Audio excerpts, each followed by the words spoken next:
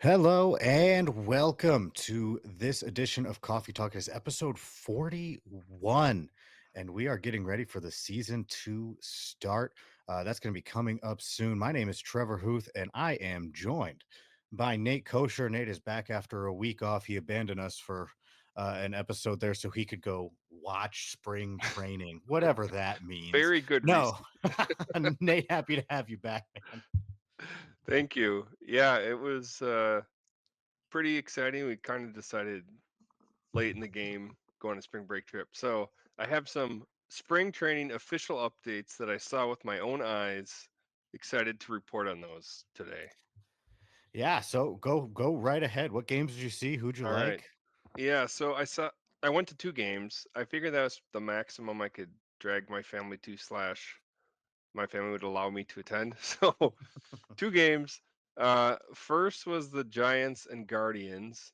Um, and the Giants, it was interesting, the teams playing which starters or, if it's a split squad or what strategy they were doing. So the Giants were mostly non-starters. The Guardians did start a lot of their starters, but the pitching matchup was Tristan Beck versus Joey Cantillo, and I think both of them were sort of fringe starters last year. They got some starts last year, but I was interested to see how they pitched.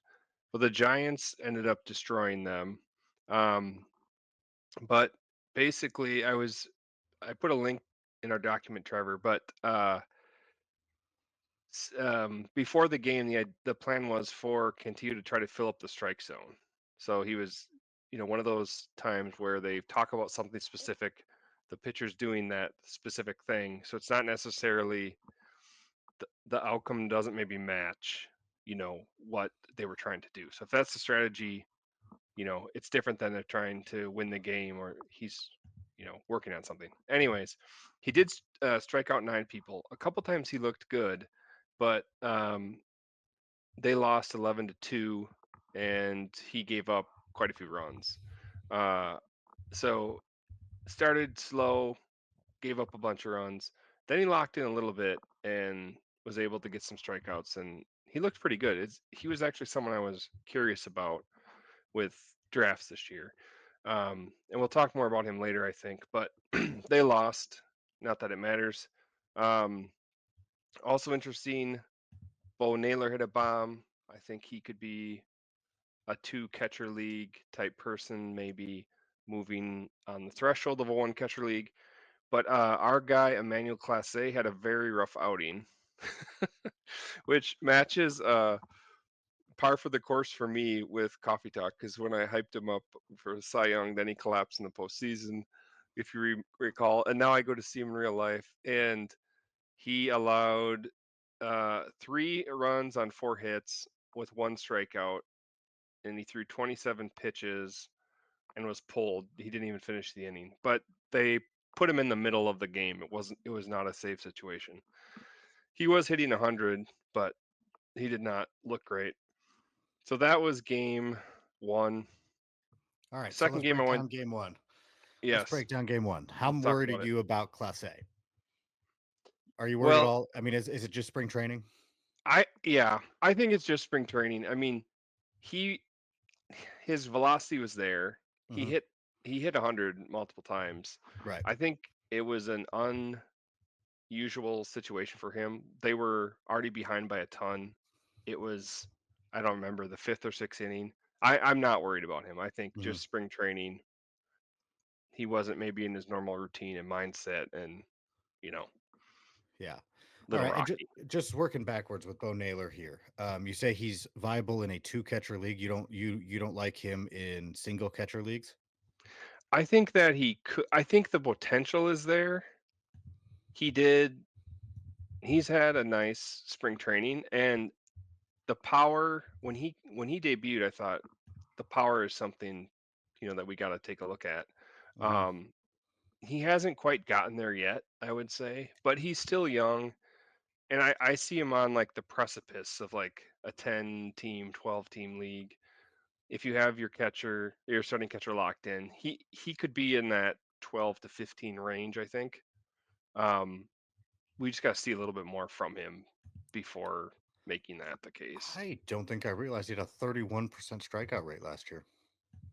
Yeah, and he did not hit very well, but I mean, he has the power, and like it was 13 home enticing. runs. He hit 201. I mean, yeah. Like in his debut year, he only played 67 games. I have his stats Hmm. here. And he hit 11 home runs in 67 games. He basically doubled his games last year, but only hit Hmm. two more home runs.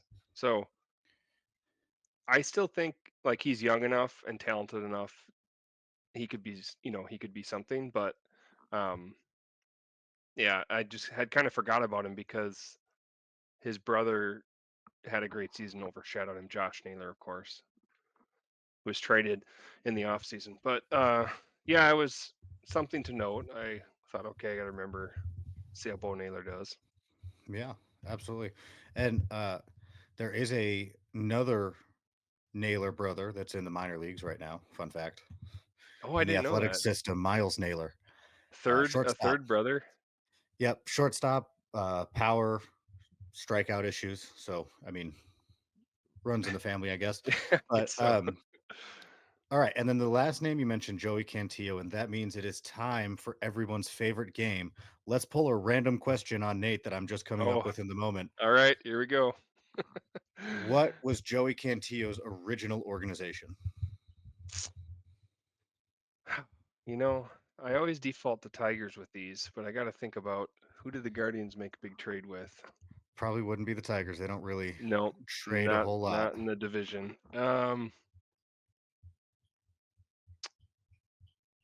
Oh man, it was probably a deadline deal swap. I It's can't been remember. several I don't years. know. It Yeah, has I been don't know. several years, just to throw that out there. Um, so Joey Cantillo was originally a San Diego Padre. The trade that had Austin Hedges and Gabriel Arias and Owen Miller and Josh Naylor, since we're talking about it. Um, Oh, okay. he was a part of that deal. That happened. I'm trying to scroll down and find it. It's been so long. That happened August of 2020. So it was Mike Clevenger, Greg Allen, and a player to be Yeah, named later it's been a minute. for Austin Hedges, Cal Quantrill, Josh Naylor, Gabriel Arias, Joey Cantillo, and Owen Miller. That's a lot of people in one That is a trade. lot of players. Yeah, There's a lot of players. So interesting. yeah, so I only know that because I was in on Cantillo Buzz when he was a prospect with the Padres. Um, I'm a little more out heading into this year, so it's interesting to hear your thoughts. Now, is he somebody that you're watching? Is he somebody that you're drafting? Where are you sitting with Joey Cantillo? Yeah, so after I saw him and just in the last couple days, he made the roster, but he did not win the fifth starter spot. So he's going to be he's working out of the bullpen, but the Guardians have officially decided that. So he is a guy that gets strikeouts. And if you look at his minor league stats, the strikeouts are there. Like every level, he has been able to strike people out. Last year, at the end of the year, I think he put together a really nice outing, and he was kind of on my radar at that point for Dynasty. But um, I would say I'm not drafting him. It's someone maybe that I would monitor on the waiver wire, depending on what happens. If he can move into the rotation, if there's an injury or something. Um, it's not great that he didn't win the fifth spot, but the Guardians are good with pitchers. It's not to say he won't make some spot starts, but probably not someone I'm drafting. But I was Mhm, glad I got to see him because I've been it's someone I was thinking about before. You've heard the talent, but he hasn't really put it together. Um, that game, it's hard to take too much out of spring training, but there was goods and bads. I'll say that. mhm. Yeah, and that's how it is. I mean, that's how it goes with a lot of these guys. He has some good stuff. For me, Joey Cantillo has some good secondaries. It's about his fastball, in my opinion, from where I stand, because I think, can hover around 92 or, be in that 91, 93 hmm area. I've also seen him be like 88 to 91. So it depends on how that fastball is going to play. And I'm wondering if that holds him more to a relief role than an everyday starter. Just Yeah. because there are some inconsistencies there. Like you mentioned, he does get the strikeouts. He does have some good secondary stuff. I mean, you can't really argue the numbers, but in a velocity driven world that we are in right now, if he's not going to be able to consistently, I mean, even you hate that he's below mid 90s, even, but he's a lefty, right? So you get away with that a little more than if you were a righty. That's just Yep. nature of the beast. But if he's going to be in that 91 to 93 range, he's going to be a little bit more interesting than if he's going to be sitting in that 89, 90, 91 range. I do want to say he maybe topped out at like 95. I seem to remember seeing that Well, up on the board, but and there's the that relief, might be right? the Shorter max. stints, you can max Yeah, out your velocity more than if you're starting. right. Yeah. So, I mean, the strikeout potential is Mhm. interesting if he ever moved into uh holds and saves monitored, I would say. He might, but he's kind of in a tough spot right now with the way the Guardians roster is set, and obviously things change. But the way it's sitting right now at the major league level, you have Class A, you have Cade Smith, you have Hunter Gaddis and Paul Sewald, who are probably going to get the bulk of the Yeah, they obviously have a good bullpen. late inning work. And then you also in the bullpen have Jacob Junis, you have Tristan McKenzie, you have Joey Cantillo. So if you need spot starts, it's not like you're just going to one guy. You have several guys who can be stretched out if you need, but they're just not in the rotation at the moment. Yeah. And I mean, he'd be below the pecking order in the Hmm. bullpen, obviously. Cade Smith was pretty good last year. Hmm. Class A, no one's going to touch him. And I actually forgot about Paul Sewald. So, Yeah. Yeah. So it's kind of an interesting spot for him to be in. His role will dictate a lot, I think, if we're talking fantasy. But he might thrive out of a mid rotation role, like a medium leverage, low leverage type rotation role for the or bullpen role rather for this year, and then see what happens in future years. All right, game two. Who else did you see? yeah, it's game two. So I saw the Diamondbacks and Royals. This was a split squad matchup for the Diamondbacks. The Royals, it was most of their starters, but the D-backs starters are playing elsewhere, so it was mostly prospects. The only person I think that would you could argue would be a starter is Jake McCarthy did play. He started and led off the game. But I was excited about Jordan Lawler, of course. Once I saw Lawler was going to be there, I'm like, all right, this is awesome. I'm going to see it. Ryan Nelson was starting, another guy who was fighting for a rotation spot and who had done pretty well last year. Um, but he did, Nelson, that is, did not do very well. I think they lost. It was similar to the other score. I want to say it was, I could find it, but I want to say it's like 12-1. It was pretty rough.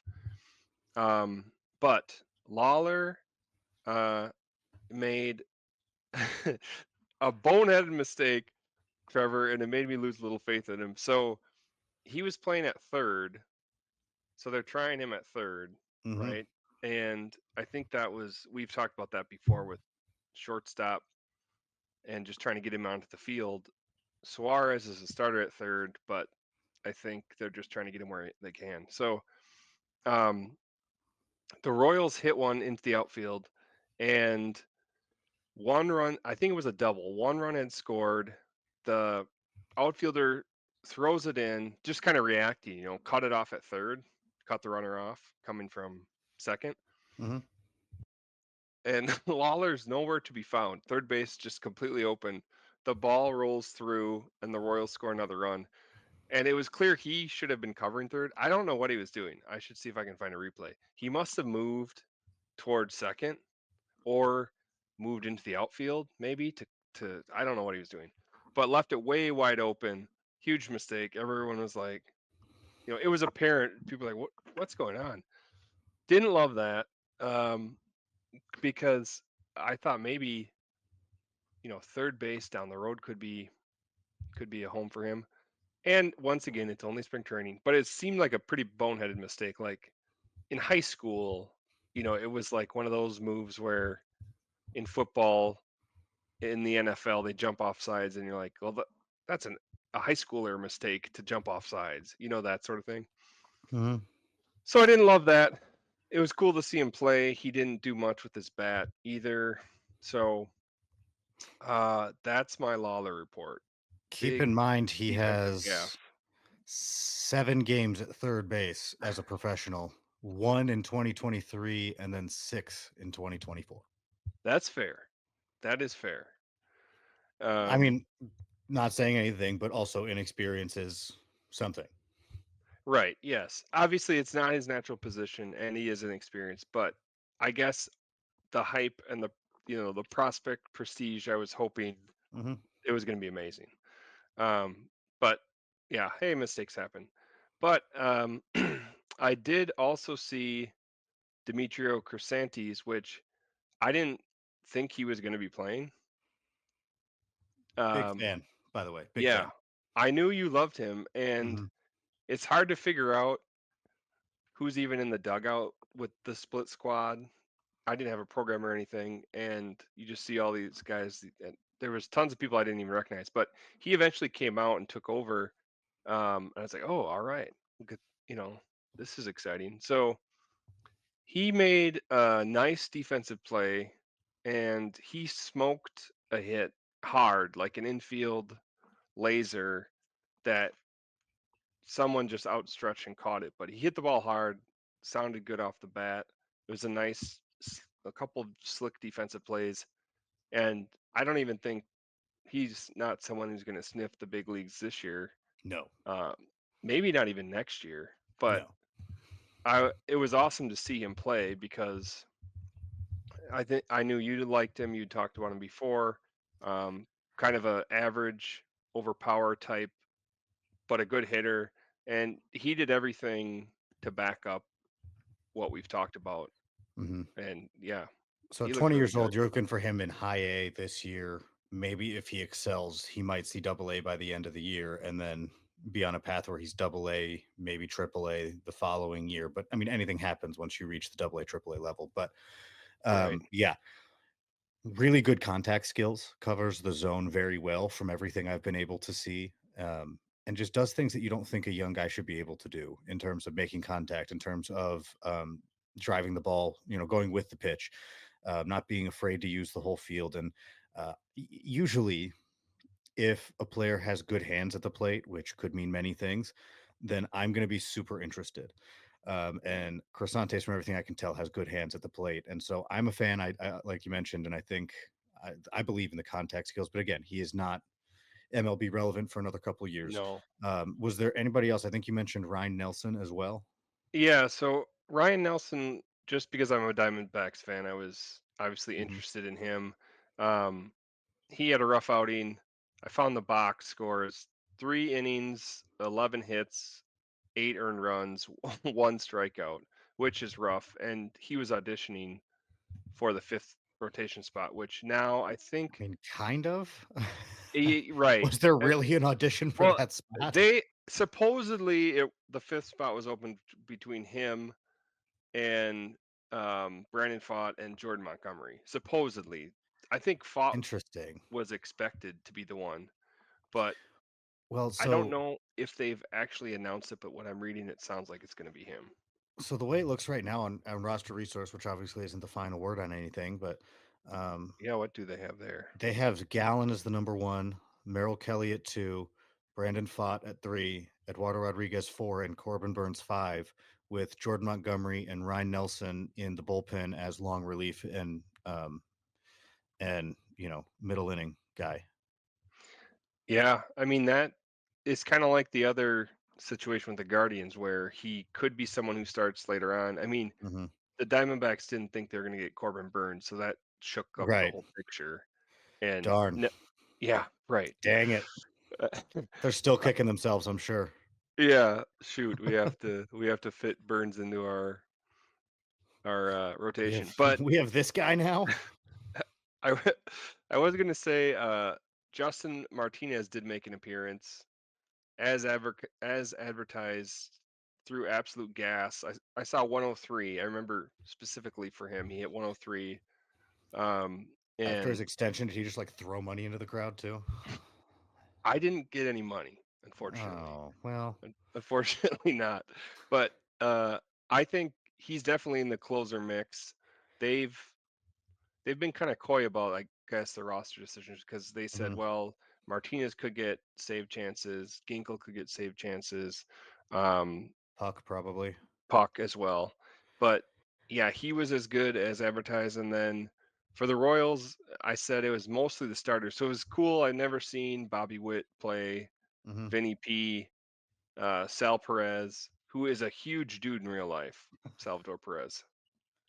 I mean, I knew he was strong and a Mhm. slugger, but seeing him in real life was interesting. Um, I don't think I'm trying to think of any Royals prospects of note. None that really jump out.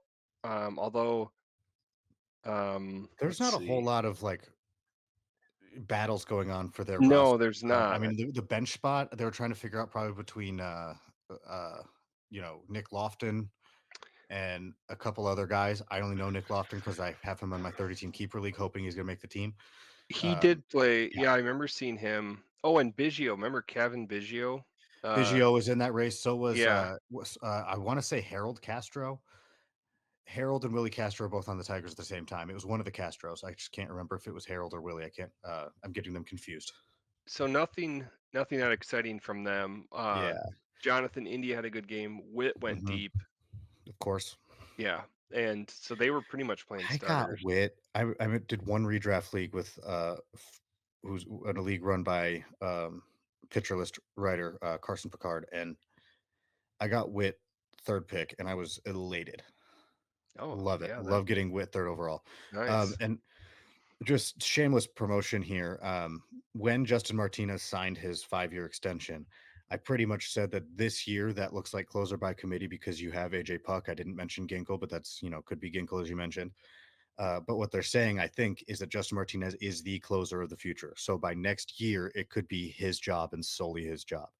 Um, Yeah, with yeah. giving him the big money and Hmm. handing him the keys. Yeah. Yeah.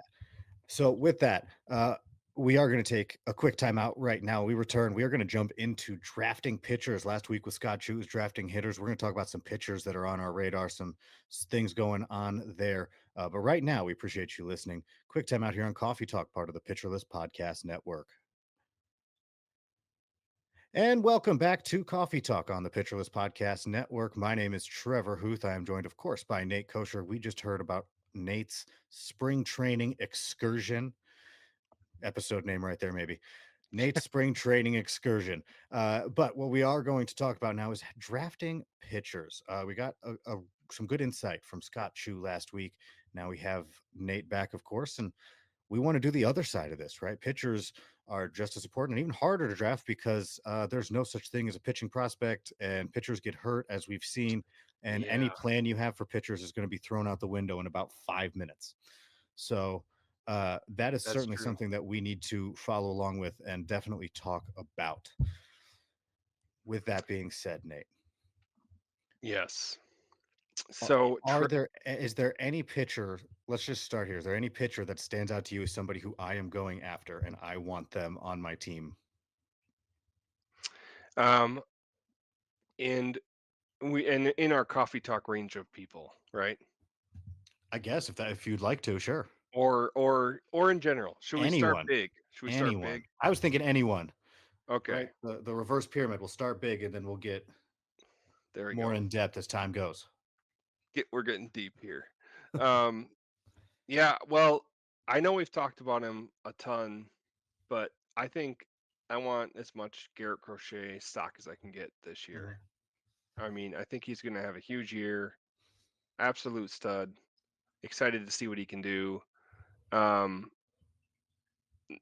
yeah, I think wherever you can get him, you need to get him. Otherwise, everyone's excited about Roki. Well, I think we need to see a little bit just because it's so new.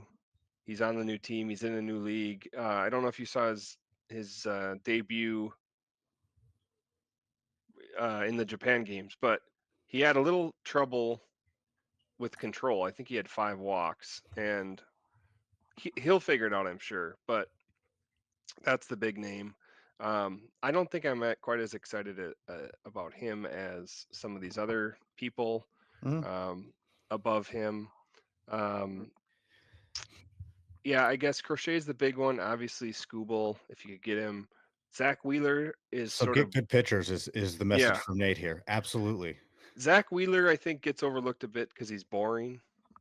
Um, Like but good boring though. yeah, good boring. The veteran who's very consistent. He's kind of it's not that exciting. Mhm. It's kind of boring, but he just gets the job done day in and day out. And you can lock in a quality start every 5 days. Um, Obviously, there's been some injuries. Garrett Cole um, is one of note, but on the flip side of that, Sandy Alcantara, I think, is back and it's looking like Mhm. he's back. So if someone hasn't been paying attention, I think you need to take a flyer on him. I'll add one Uh, name in. yeah, go for it. Spencer Schwellenbach, all over him. Want him in any redraft league I'm doing. Got him in the redraft league I was talking about. I also have Crochet. I've so there's just a lot of it's a 10-team league, but there's a lot of slots. So it's kind of it plays out a little deeper than 10 teams. Um, Yeah, I've but been hearing good things about him. I have so there's 1, 2, 3, 4, 5, 6, 7, 8, 9, 10, 11 starting pitching spots, if I just counted correctly. Um, and I have Crochet, I have Bryce Miller, I grabbed Spencer Schwellenbach. I also have Roki because I am who I am. Um, and a few guys that I'm sure we're going to talk about, but I'm all in on Spencer Schwellenbach. He looks like he is primed to become the next top tier pitcher. He looks like he's primed to climb heading into this season. So I would like Yep. him wherever I can get him. If I'm in dynasty leagues, I'm trying to buy low, which is impossible because anybody who has him is already super in on him. But um, he looks like he is raring to go to become a like high tier pitcher. I don't want to say top tier because that puts him in the conversation with Skeens and Scooble and all them. And you can't predict that, they just happen. But I guess you could predict Skeens. He had the stuff, but it looks like he's Yeah. going to be a guy who jumps up into one of those top, 2 or 3 tiers if he's not already there and become a household name in terms of fantasy pitchers. Another one, yes. I think the sky's the limit for him and the Braves, if they can get healthy and put everything together, are looking good. Another one, I think, I don't know if people forgot about him necessarily, but Gavin Williams, sticking with the Mhm. Guardians, he did, when he's a rookie, looked really nice. He didn't play much of last season, or he missed maybe the half the season or something. And Playing then with when he injuries, came, man. yeah, when he I came mean, back, as a manager, not him. He's playing healthy. You're playing with the injury risk. right, yes, when he came back, it wasn't as solid. But if he's healthy, I liked him a lot his rookie year, and it definitely someone I'm risking a bit, but I will take Mhm. that risk. I think he's going to have a good year. Yeah, I agree. I've been a Gavin Williams guy since he was at East Carolina. To be fair, I have a long track record of liking almost every East Carolina player that comes into the pros. Like it is consistent. What If is I what's will the see a connection? guy and be like, I really like that, and I look him up and he went to East Carolina. I mean, this is That's funny. Gavin Williams, Connor Norby, Bryant Packard back in the day. Um, there's just been a number of them that I can't even keep track of. Trey Savage, I believe, was an East Carolina person. So Uh, it's not necessarily that you like East Carolina, but you like the player and then you found out by default, I that's think where he I went. do. Carson Wisenhunt is another one. Like by Oh, default, I think I do like East Carolina, but it's just I seem to like whatever they see in players is what I also see in players. So like they're playing, and I'm like, yeah, that'll play. And then I oh, look them I up. They're like, oh, East Carolina. They were a I pirate. I looked up another one here. Jeff Hoffman, I did potential not know closer for that. the Phillies. I Yeah. did not know that. I'm pretty sure, and this is all I needed, but I'm pretty confident that someone once told me Mike Trout was a East Carolina commit. Oh, I don't know if that's true or not, but if it is, stock it way up makes sense, right? No, for East um, Carolina. but but but yeah, no. So that's my East Carolina random connection, I guess. Uh, Okay, so let's look beyond these top guys. Yeah. Um, has anyone impressed you? I certainly have names for this question, but has anybody impressed you that you want to take a look at or you want to talk about, or is there anybody whose upside you're buying right now? Well, I'll start with two of them. Probably this is people know about it, but it just was announced today. I think AJ Smith-Shawver. People Hmm. know about him. That's what I meant. Um, just announced he is going to be in the rotation. He made the rotation. Obviously, the upside is there with him. Hmm. We've talked about him before. He's the Braves' number 3 prospect on MLB.com. Um, it was kind of they have too many good players situation in Atlanta, and will he break into the Where does he rotation? fit in the rotation? And it just Yes, it's hard to see. right, but he did. Hmm. Um, a more deeper cut of a name people may not know. Richard Fitz for Yep. the Red Sox. Agree. Um, Strong agree. Keep going, but yeah, strong agree. they penciled him into the rotation, which I just heard because they've had some injuries. In the He, four spot too. He's not the five. yeah, He made it as the right. four. There's still competition for the five between Quinn Priester and somebody else whose name I can't think of right now. So he's the number 4 starter. This spring, 2.45 ERA. Last summer, he did debut and he had 1.74 ERA across 20 and 2/3 innings.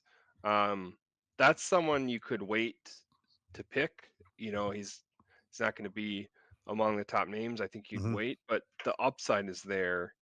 And Hmm. I don't think, I mean, no one probably thought he was going to be number 4 starter. I think he was in discussions maybe to potentially be in the rotation, but he solidified it. So that's a name I am interested in and trying to get. Speaking of interdivision trades, Fitz was traded from the Yankees. Oh, interesting. Fun fact: Yankees to the Red Sox. So yes, absolutely agree. And the other name was Sean Newcomb, by the way. The last I saw, I don't know if it's been decided yet, but the fifth Oh, starter spot out of the gate was going to be for either Quinn Boston. Priester or Sean Newcomb for Boston. But absolutely in on Fitz. His strikeout rate was super low last year when he debuted, small sample, and his stuff looks a lot better. So strong agree there. Gonna throw a name in there, ready to get hurt again. Um, Probably gonna always do this. I hope not. Let's hear it. Casey Mize. Look, I saw he's look, locked into the rotation, right? he's locked into the rotation. His stuff looks better. And I know we talk about that it can look good in spring training because it's shorter stints, but we also have a lot more data. And from everything I can tell, his stuff looks better. Will that play out? I don't know. But I mean, if it's taken a step forward, then you absolutely have to be in on Mize. He's been another kind of health issue, health risk type of player. But Yep. a healthy Mize with the stuff that he showed in spring training is somebody you are going to want on your roster. And I think his spring numbers showed that. Now, I will be the first to tell you to take any spring training stat with a grain of salt. So I can't fully push him, but I'm fully pushing him. If you want the real stud that you can get later in drafts from the Tigers rotation, take Reese Olson. I think you're gonna have to go a little bit higher than Yeah. when you're where Yep. you would get I think Casey so Mize, too. but take Reese Olson. That dude was hurt last year, but he is, and I've thought this since he was traded from the Brewers to the Tigers. There's actually a tweet out there that you can find of mine. At one point, I don't remember what year, but I said that there were only two pitchers, and this might have been right after the Mize Manning Scooble era. But I said there's only two pitchers in the entire Tigers organization who have front end rotation upside: Jackson Jobe and Hmm. Reese Olson. I am so far in on Reese Olson and have been for years now, to the point where if he has a full healthy year, he is going to unleash. And I firmly believe he is going to be a fantasy stud and a baseball rotation stud, not to the level of Tarek Skubal. I've I've abandoned that theory, but he is going to be, I think, a strong third pitcher, maybe a soft low end SP2 in that rotation. Yeah, I mean the Tigers, they could be gearing up for a nice year. Their rotation looks very strong. Haven't even mentioned the obvious. Jackson Job is officially in the rotation. Wasn't always the case, right? There was some possibility he was going to start in the minors. Yeah, Cater Montero might have taken that spot, and he could have. He also is another guy who has good stuff, but he's just inconsistent with it. And he was optioned down, and that officially made um, Jackson Job part of the Tigers rotation. So here is my question for you, though. He did not have the same type of swing and miss that you would expect from him. Does Hmm. that worry you for Jackson Job in the rotation? Yeah, I was reading about that. Um, you're talking about in spring training, how he did. Yep. Yeah, that does worry me a little bit because we were expecting big things from him, and maybe it's because Paul Skeens has raised the ceiling so high for these rookie pitchers and expectations. Um, he wasn't quite as sharp as we thought, and yeah, I was reading about that as well. Um, the numbers weren't there, so I guess that does worry me a little bit. I don't know what your take as a Tigers fan is, but the upside is still above nearly any pitcher, I think. Um, but I think you do know what my take as a Tigers fan is. okay, are you worried at all? Worried No, about it? not even Okay. a little. Look, it's the same argument for when I talk about trying to trade Bobby Miller in my dynasty leagues, and I'm ready to trade him for pennies on the dollar. And every single person who I talk to, and every single article that I read, in some way or another, said the stuff is too good not to work. Yeah. Right. Same concept, right? Jackson Job's stuff is so good. He has that 3,000 plus RPM breaking pitch. He has a fastball that's data backed and, has good velocity behind it. He added two pitches just for fun, I guess. But he has such good stuff. It has to play. It has to. So I think what you're looking at, and I think Nick Pollock has said something along these lines too. But I think what you're looking at is the same jump that a high school pitcher makes from their first professional year to their second professional year. And that is learning how to use your pitches. So when you're coming out of high school as a high school pitcher, you have probably a mid 90s or higher fastball Hmm. and probably a just a nasty breaking ball. So against high school hitters, you don't have to know anything else. You can just grip it and rip it, basically. Yeah. So you have to learn how to pitch to Just professional hitters gas because right by him.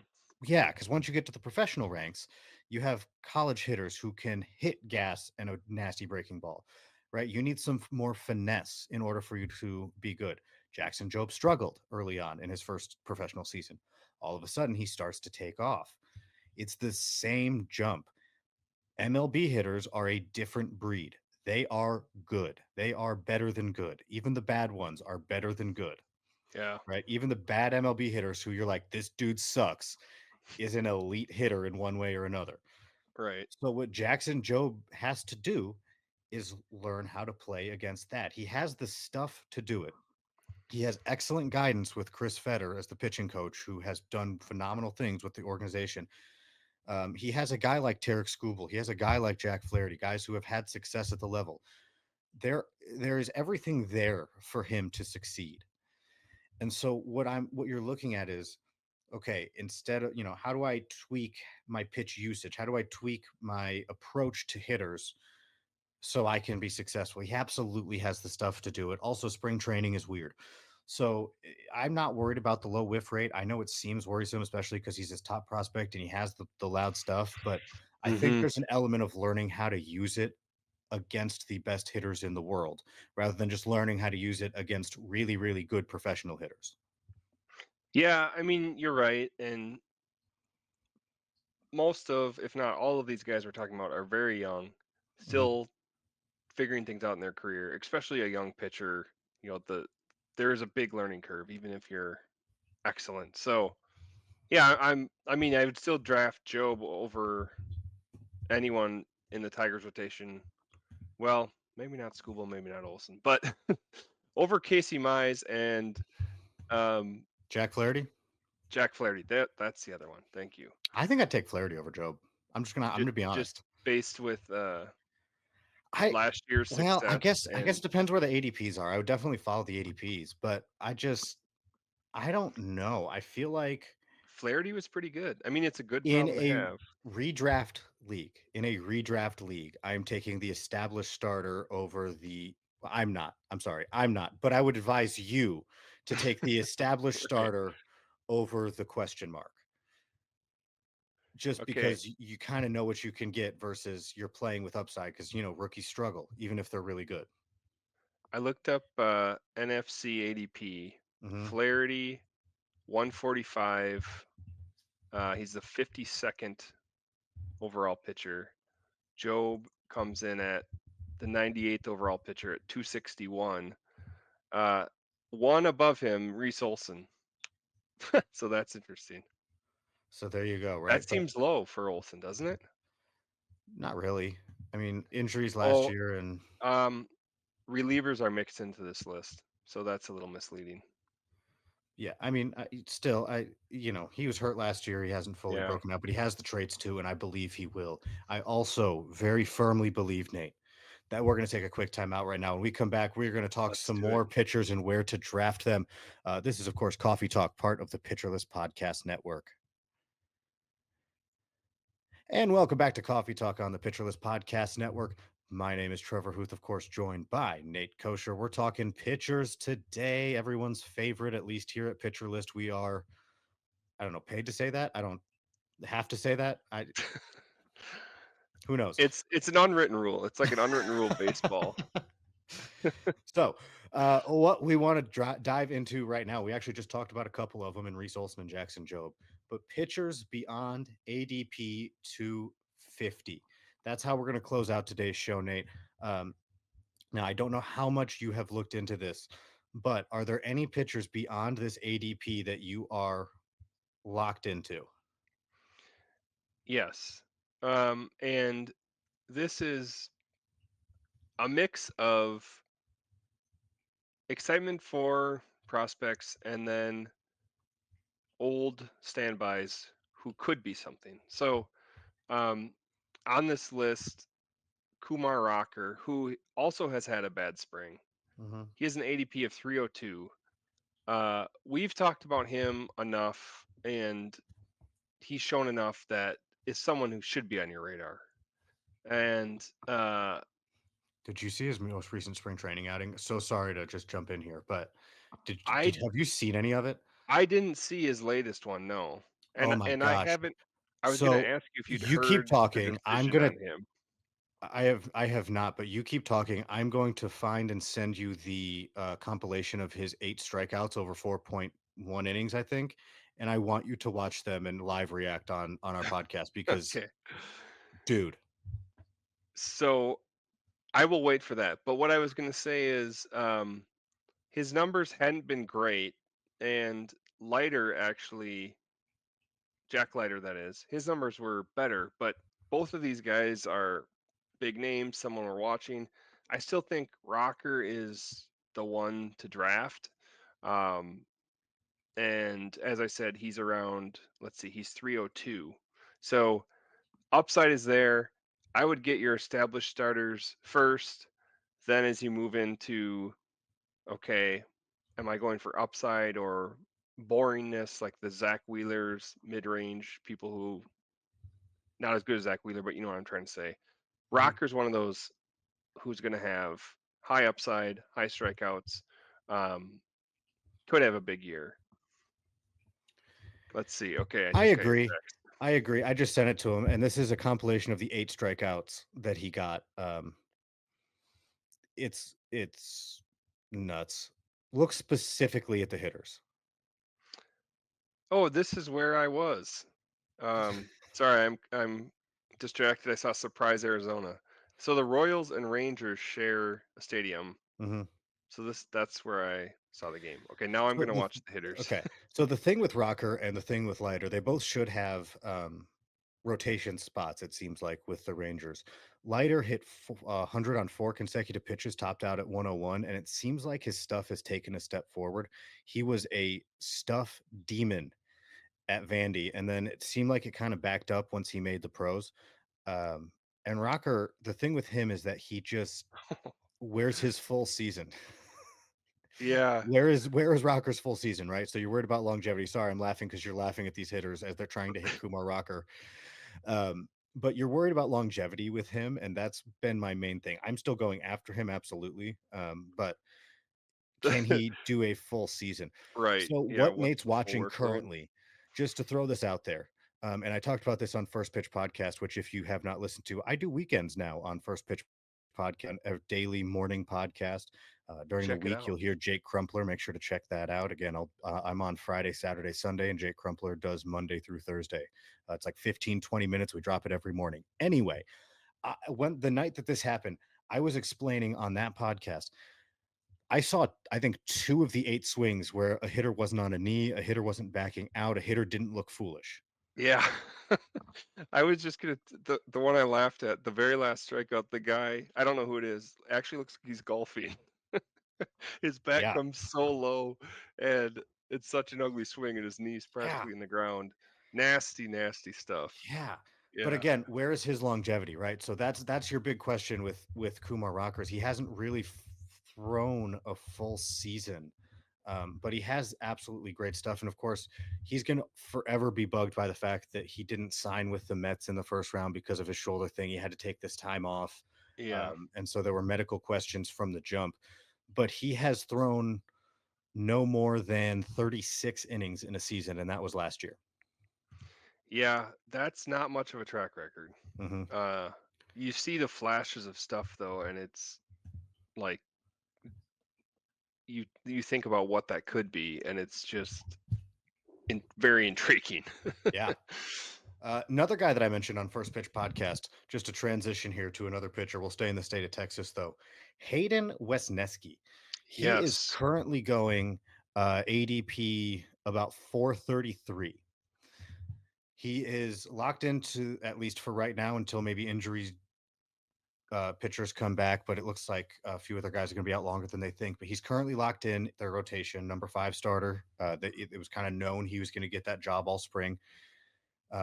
Really good sweeper, really questionable fastball. But I look at what the Astros did for Yusei Kikuchi for the second half of last year. And then Mhm. I look at Hayden Wesneski. They've gotten to work with him. Obviously, he was in the Kyle Tucker trade. And so they've had him. And the first thing you read that they already know a few adjustments that they want to make with him.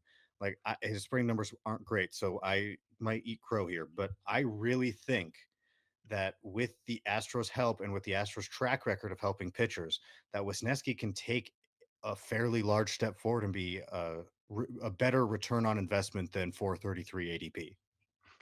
Yeah, and I actually want to give you your props because last fall, I remember we talked about it must or maybe it was when the Kyle Tucker trade happened. So Mhm. not the fall, but the winter, whenever that was. I remember you highlighting Wisniewski as someone to remember and that he could make some noise. And at that time, it wasn't known he was going to make the rotation. So good call there, Trevor, because he is in the rotation and he has shown stuff before. He came up with the Cubs, right? He was on the He Cubs did. before that. Yeah. He did. And before that, he was with the Yankees. So I think that was a good call, and yeah, definitely the value that you could get from him would be much higher than that draft slot. Theoretically, I mean, he may go and blow up. Who knows? But I really do Theoretically, see it there. yeah. And I've put my money where my real money. I put my money where my mouth is. My 30 team keeper that I mention a lot. I actually traded away MLB assets for prospects because I could get more money for the auction. That way I could spend whatever money I needed on him. And I spent a lot of my auction money on him because Oh, I okay. thought I saw him as a potential keeper after this year. And I could be wrong again, but I'm not just saying this for content. Like I am actively living this out. I am going after Wisniewski as someone who I think is going to be good. Well, I mean, there you can't have a bigger endorsement than that when you've made the real trade, right? And it worked. I have him. He's on my team, and now we'll see what happens. All right. Is there anybody else past ADP 250 that you are going to tell people to go after? Yeah, I have another deep name. This is in the 400 range. I'm not sure if we've talked about him or not, but Sean Burke Yes. with the White Sox. And he's named their opening day starter. I don't know if you saw that. Um, very small track record last year. He started 3 games and went 2-0 with a 1.42, but he got the nod for the White Sox. And I think what we're all hoping and thinking is, hey, could this be Crochet 2.0? No. The young guy thrown in, and he's not that good. But the opportunity, what I mean by that is like the opportunity is there. Now he's uh, the opening day starter, and I don't think many people expected that. So the White Sox are going No, to it be was expected to be terrible. Davis Martin. Right, yes. Yeah. And then didn't they get they got what's his name? Perez, Martin Perez, Yeah. the boring veteran, like prototype that I was talking about. But anyways, They said, "Oh, we need to fill this rotation out, huh?" yeah, we need someone to send out there. Just because he was named the opening day starter, that caught my eye. He's young, maybe someone you're not drafting unless it's a very deep league, but I would keep my eye on him, see what he does. Potentially a streaming option. Maybe the White Sox will be a little bit better than they were last year. We'll see what could happen. So, just Sean Burke didn't make my top 20 prospects for the White Sox. He was just outside. He was at the 21, 22 range, whatever. Um, that apparently was wrong. Um, and I mean, I think I'm willing to admit it was wrong. And the it's a more I've short track seen, record, to be right, fair to you. but the more that I've seen of him, the more I see something. There's still command issues, and that's what originally held him off that top 20. Just to answer that question of, well, why are you so dumb, Trevor? Um, it was the command questions. Like I didn't know if he's gonna be able to throw enough strikes, but he has some pretty good stuff. And so it's not Garrett Crochet 2.0, but it's also not unheralded, unheard of guy who is going to do nothing. I Yeah. think I mean, that's a very large gap in between. So this isn't exactly going out on a ledge, but it's somewhere in between. And I think what you're looking at is a guy who could show something this year that makes you believe in the next year. Hmm. He's a guy who Yeah, I've spec added in a couple that's a good dynasty point. leagues, but it's not Garrett Crochet 2.0. I can't be more emphatic about that, but it's not nothing. And I think the fact that he got the opening day start says a lot about what the White Sox think of him, which could be an insult, but it also could mean, he's going to be better than I think we think he is. And Yeah. that's especially when you have Davis Martin, who was expected to be the opening day starter, who has more of a track record and has done okay. He has a nasty kick change. Um, but I think Burke's stuff is good, and I think Burke has a chance to be a pretty good pitcher and potentially a pretty good fantasy pitcher this year. Yeah. I mean, it's just interesting, the names that pop up as spring training progresses. So Got to throw he another would, one out? yeah, he was my last one. So go Yeah. ahead. All right, my last one. I'll give one more. Royals, Chris Bubich. Ooh, nice. So lefty, my friend Reese White has been a Chris Bubich fan forever, and by ever I mean literally forever. Was in on him as a prospect, thought he was going to be great. One of my early pitcher list articles was the GIF breakdown of Chris Bubich's debut, Oh, um, funny. and he has had an interesting career. I mean, and injuries have been mixed in. I think he was a bullpen arm last year, but they have come out and said that he is a rotation arm. So they are going to continue to work him out of their rotation. And that makes him pretty interesting because he has good stuff and he's gotten major league innings under his belt at this point. It looks like he's going to slot in the back. Roster Resource has him as SP4 in front of Michael Lorenzen, but he has major league innings under his belt now. He's 27. Will turn 28 in August. but not that many starts. He's pitched in 97 games, 355 innings. 60 of those games have been starts. So now that he's back in the bullpen, it's certainly going to be a little bit more interesting. As a reliever last year, 30 innings, he had an 11.57 K per nine and a 1.48 walk per nine. No, that's pretty Um, good. and the walks are where he's dropped a lot in his early seasons before he, I mean, obviously the low walk rates come in 16 and 30 inning seasons. I'm not going to go out there and say that he's figured something out. But in the early seasons, his walk rate was like 4 point something. And in those short stints the last couple of years, they've been 1 point something. So if he can keep filling up the zone, he has some decent stuff and obviously can get some strikeouts. And he could be a sneaky good pitcher just because of the experience that he has as as a major league pitcher versus going back to the rotation now. And entering that kind of prime Hmm. age range, also. So 27, 28, guys are usually they top out, at those ages. So Hmm. yeah, that's a good one. Thank you. Yeah, I try. I try. I forgot to mention I saw Seth Lugo start for the Hmm. Royals, who had a pretty good year last year. I actually don't think he'll do quite as good this year. Former converted reliever, but yeah, it was Yeah. like, well, that's kind of a big name to watch in spring training. He's Yeah, an absolutely. actual starter, so Absolutely. All right. So, with that, there's no defend yourself this week. I haven't made any wild trades, although I'm same working on it. here. I'm in talks. I may be trading for a broken Jared Jones. Who knows? But we'll see what happens. Stay tuned next week. See if I do it. Fingers No, crossed. we'll see. Right? I don't know. I may balk at it. It's hard. I mean, if he's going to get TJ, I almost have to wait to see for that news. But the other Yeah, owner, the other manager, clearly doesn't want to do that because he can still get higher value before that gets announced. Um, Either true. way, doesn't matter. We will have coffee talk next week. We'll see if there's any trades to talk about. I have some other ones up in the air as well. But Well, no, that's defend good. yourself this week is the point. But thank you guys for listening. Make sure to share our podcast if you like it. And we want to keep it growing. Listen to First Pitch Podcast. Again, daily morning podcast to help you out. You'll have news, you'll have reactions to games, all Check that us out fun on stuff. YouTube too. Ooh, yes. Check Coffee Talk All out on these are up YouTube. on YouTube now. Yeah. Yeah. Absolutely. You can see what our faces look like while we're doing this. Um, if that's interesting to you. I don't know. You can see my record wall behind me. I got a bunch. Let me just duck out of the way.